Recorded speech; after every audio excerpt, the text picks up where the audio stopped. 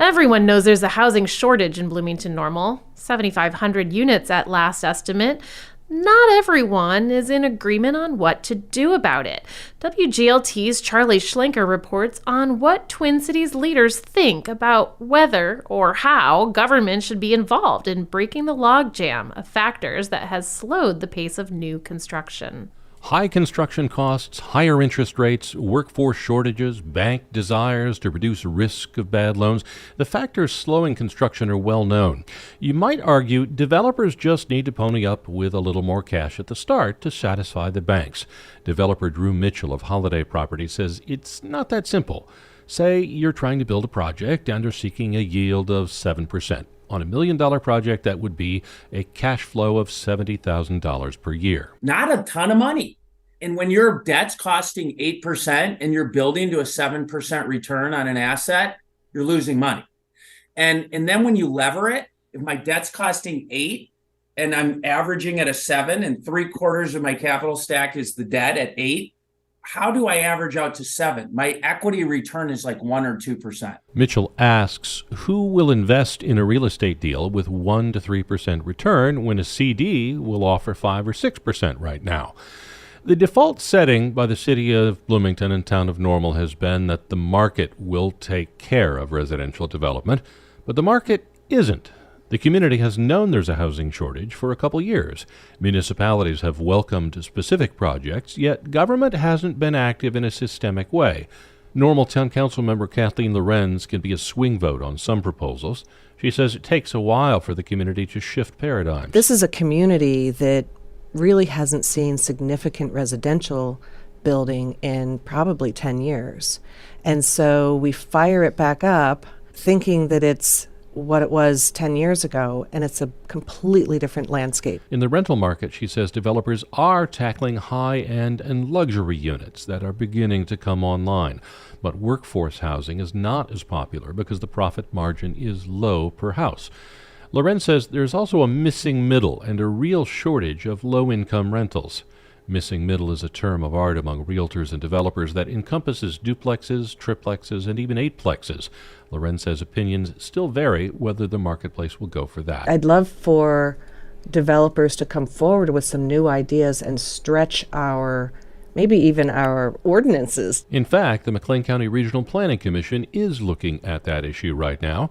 Commission Director Ray Lai says ordinances can make it easier for developers. The main thing is to be a little bit more flexible and open to allow different types of housing, such as maybe a little bit higher density in certain zoning districts that are designated just for single family, and also maybe the minimum lot size can be more flexible so that there may be more compact type, even single family homes. It could be more on your given piece of land. Another item to consider is accessory dwellings near an existing house.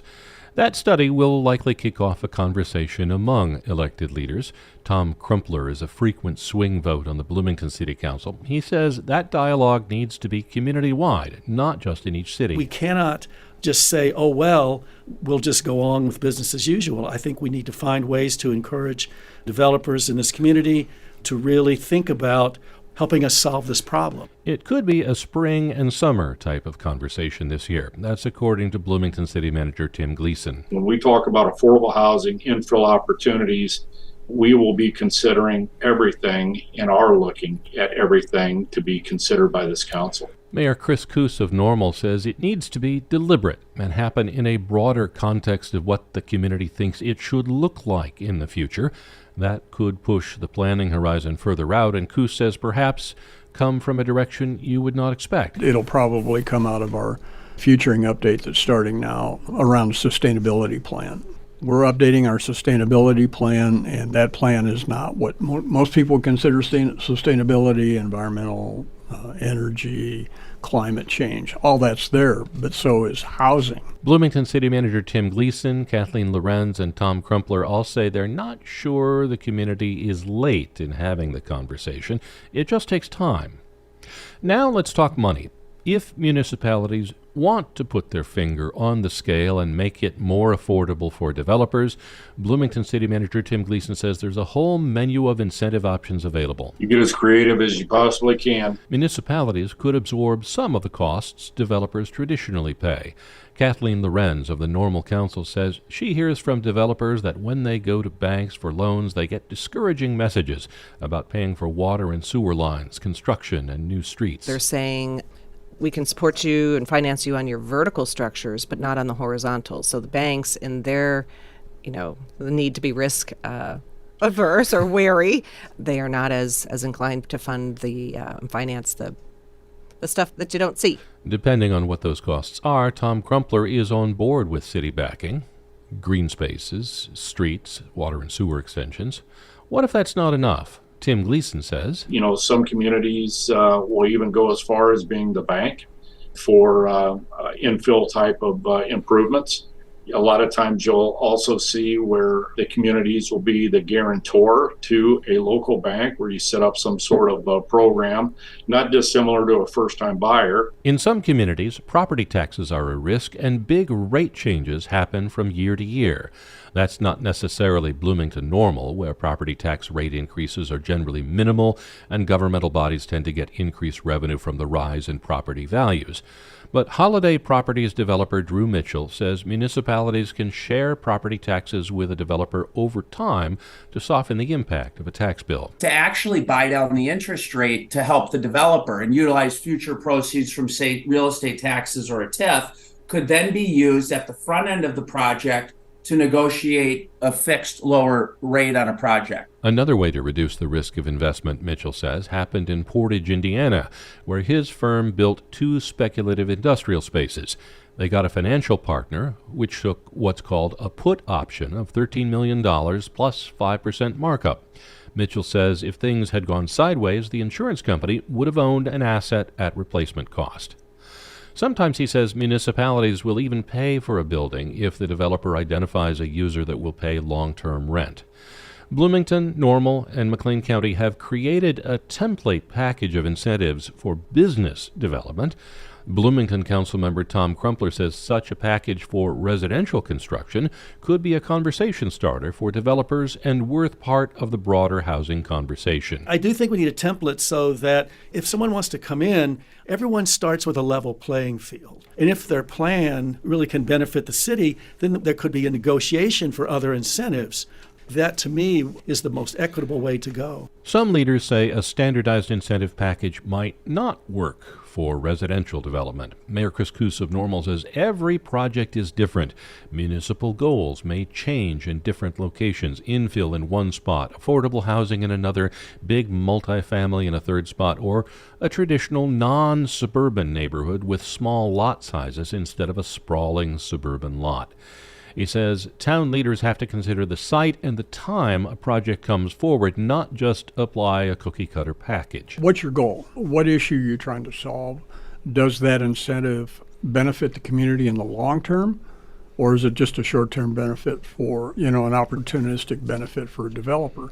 So that's where you have to look at these things. In fact, Coos is not convinced incentives for residential construction will make a difference. We're a little reluctant to do that, given the fact that there's huge demand right now for housing. So I don't think that the fact that we're not incenting it is what's causing it to not be built. In fact, he says the community has talked about incentives on a couple residential projects, and the funding gap was just too steep for the town to make up.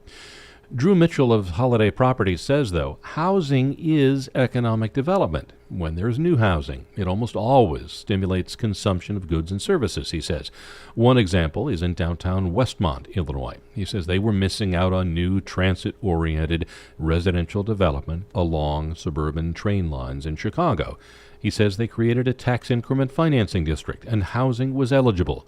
There was a huge spin-off effect in the business sector. They had something like 30 commercial vacancies in their downtown, and they're down to like 5. An argument against incentives, though, runs this way, that intervention may not be necessary because interest rates are coming down, and with long lead times, the marketplace may in fact take care of the issue. Mitchell says there are some truths to that. Interest rates may come down, but communities that are deliberate are the ones that are getting development. The ones who do not target residential are not. Itasca, for instance, Mitchell says, resisted incentives for years and got nothing until they saw the light. And he says there is a way to finesse the issue of interest rates with conditional incentives. You could have a but-for argument inside of your incentive where it's like at project launch and at certificate of occupancy, let's reassess. If interest rates have come down, our need for inducement is lower. Let's actually provide for that in our redevelopment agreement. The elected leaders say the biggest gulp and hesitant pause among all potential incentives for residential projects comes from using TIF money. Kathleen Lorenz sounds skeptical. I'd have to know more about that TIF one. I mean, TIF, we've had a lot of success with TIF, but it is also probably one of the more controversial ones. Bloomington City Manager Tim Gleason says school districts, Unit 5 and District 87, must be part of such decisions. You know, they definitely would have to be at the table, and a conversation would need to occur before we would ever talk about that publicly, because there are very real impacts to the school districts. The Regional Planning Commission housing study will be done sometime in March. As the community conversation proceeds, really only one thing is sure: it's complicated. I'm Charlie Schlenker.